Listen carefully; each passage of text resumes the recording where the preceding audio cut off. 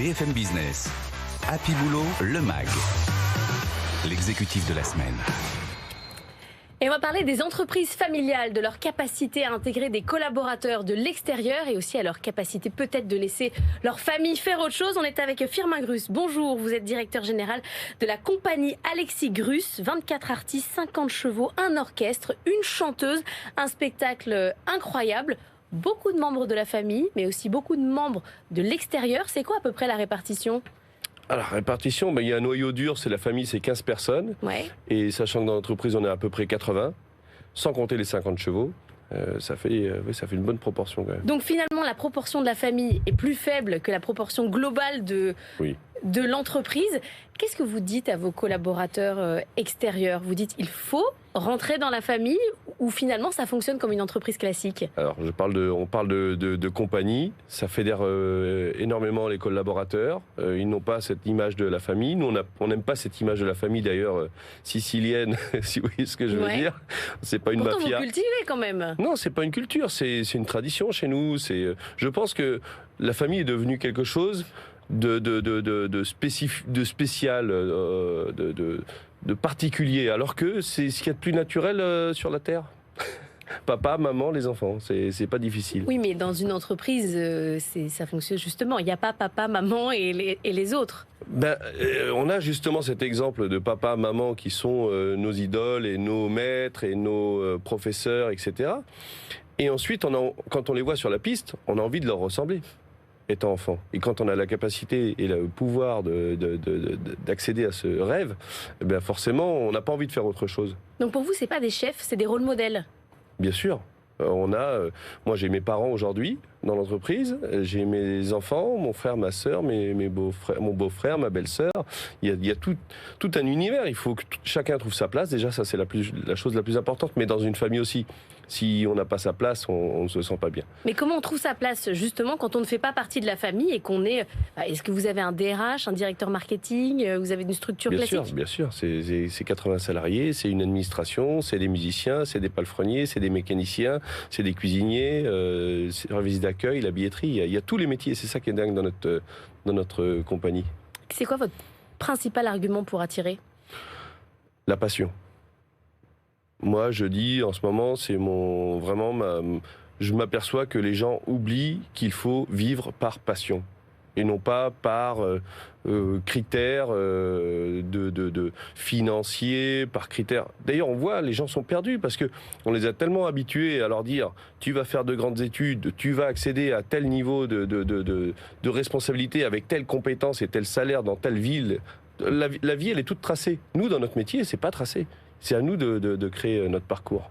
Alors vous dites quoi à ceux qui auraient l'envie de vous rejoindre ? Comme dans toute entreprise classique, il y a les fameuses soft skills, c'est-à-dire les compétences. Vous aimez le service, on va vous former. Vous aimez les animaux, on va vous former. Je vais vous donner déjà mes premiers points de vue sur le côté RSE qui est aujourd'hui à la mode dans les entreprises. Chez nous, il a toujours été là. On le met peut-être en valeur aujourd'hui, mais le côté bienveillance, quand on est sur les chevaux, nous, en équilibre, en pyramide, avec mon frère, ma sœur, mes neveux, on est tous attentifs les uns aux autres. Et en dessous, les porteurs, ce sont nos chevaux. Et on a les chevaux qui rythment notre vie aussi. C'est-à-dire on a besoin d'être là en permanence auprès d'eux pour leur apporter la nourriture, les soins, le travail, la quantité, la gymnastique. C'est tout un ensemble qui fait que le bien-être animal, encore une fois, quand on parle de RSE, on peut parler de bien-être animal.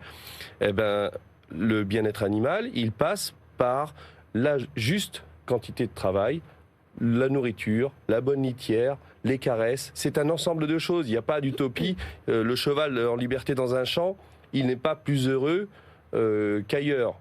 Ce qui le rend heureux, le cheval, c'est son activité et sa vie. Vous voulez dire qu'en tant que... Alors je sais que vous voulez plus qu'on dise cirque, vous voulez qu'on dise compagnie, mais le fait de bouger, d'être au départ un cirque, vous pensez que ça vous a fait prendre conscience de l'impact même environnemental sur votre environnement direct, parce qu'à chaque fois qu'un cirque arrive quelque chose, il change l'endroit où il arrive, ne serait-ce qu'en termes de revenus, de tourisme, etc. Alors pourquoi je dis pas cirque ? Parce qu'aujourd'hui, le mot cirque veut tout dire et rien dire. On a du cirque contemporain dans les théâtres à Paris, on a du cirque dans les rues d'Avignon, on a du cirque du Soleil à Las Vegas. Et nous, ce que l'on fait, c'est l'art de la piste. C'est cet espace scénique de 13 mètres de diamètre, en terre et en sur, dont les chevaux et les saltimbanques évoluent sur le même espace scénique. Donc ça, c'est vraiment notre ADN. La particularité chez nous, c'est en plus d'avoir tous les artistes membres de la famille. Donc ça crée un ADN incroyable. Et après...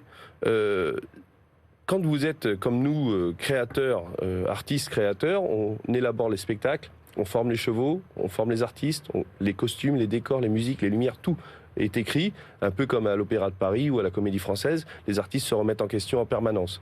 Donc cette philosophie-là, déjà, elle a cette mouvance, cette remise en question permanente. Et après, dans l'entreprise, on garde cette dynamique parce qu'elle est formidable. Qu'est-ce que les salariés, qu'est-ce que les collaborateurs ont envie aujourd'hui?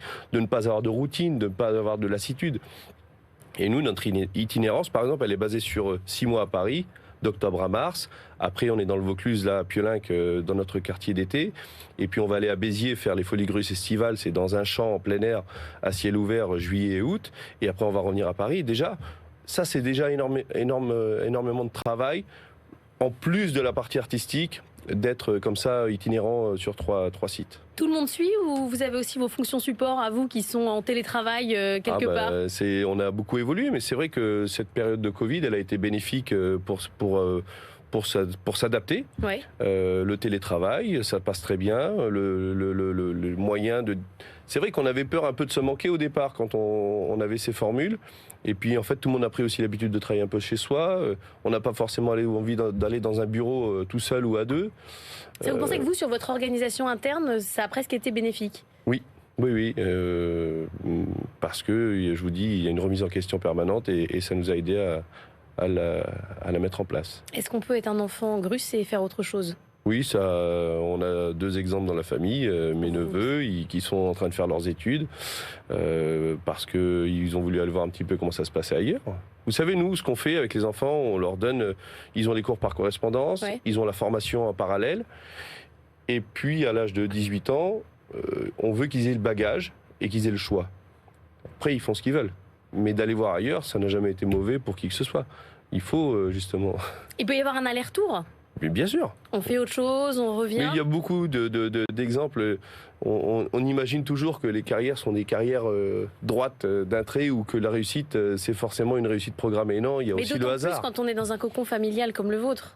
Oui, nous, ce qui nous fait rester, ce qui nous fait souvent chavirer, c'est les ovations du public, cette émotion, le poil qui se dresse, l'émotion. Voilà. Vous avez fait évoluer votre stratégie économique. Vous êtes toujours dans un pré-show, c'est une très grosse machine. C'est quoi votre prochain but, votre prochaine évolution de la compagnie? J'ai repris la compagnie en 2019 en tant que gérant avec mon frère et ma sœur. Mon frère qui est directeur artistique et ma sœur directrice de la cavalerie. Je leur ai dit, moi, ce qui m'importe, c'est pas de savoir que Alexis Grus est arrivé avec Sylvia Montfort en 74 jusqu'à aujourd'hui. Ça, c'est notre passé et c'est nos racines. Ce que je veux savoir, c'est comment sera notre métier les 50 prochaines années, le prochain siècle. Parce que dans la société qui évolue à une vitesse fulgurante, où va être la place des chevaux et où va être la place des artistes. Donc c'est ça ma... Vous avez carrément une vision à un siècle. Oui. Bah oui, parce que je pense que les choses vont assez vite et on ne va pas marcher... Justement, il peut y avoir une vision à 3 semaines puisque ça va très très vite. Oui, mais à 3 semaines, non. Je pense qu'il faut... Quand Christophe Colomb il est parti, il avait un cap. Hein. On ne peut pas partir dans la vie sans cap. C'est difficile si vous changez de cap en permanence. Mais quand vous dites ça à vos salariés, ils se disent quoi? Que vous êtes dingue? Non, ils sont parfaitement ravis parce qu'ils savent que c'est pas... Nous, on n'est pas dans une start-up. Je veux dire, moi, mon objectif, je vous l'ai dit au début, c'est pas de gagner beaucoup d'argent très rapidement. C'est de permettre à des générations de pouvoir encore voir ce savoir-faire. Vous recrutez qui, là, à court terme? C'est ce qu'on appelle, moi, j'appelle ça la tradition, le patrimoine, la culture. Vous recrutez qui dans les prochaines semaines? Vous avez besoin de qui? Là, on a besoin de qui? On a besoin de managers en restauration. Ouais. Parce que toute la partie Folie Grus, c'est on fait déjeuner ou dîner entre 200 et 500 personnes avant le spectacle. Vous n'êtes pas le seul à chercher des managers en restauration. Bon, après le côté original, côté 6 mois à Paris, 6 mois l'été, on a de la restauration food truck avec des burgers, des fish and chips, des huîtres, des choses assez simples de qualité. Après... c'est quelqu'un qui a envie d'une nouvelle expérience. On l'attend. Allez-y, c'est ouvert. Merci beaucoup Firmin Grus, directeur général de la compagnie Alexis Grus. On va parler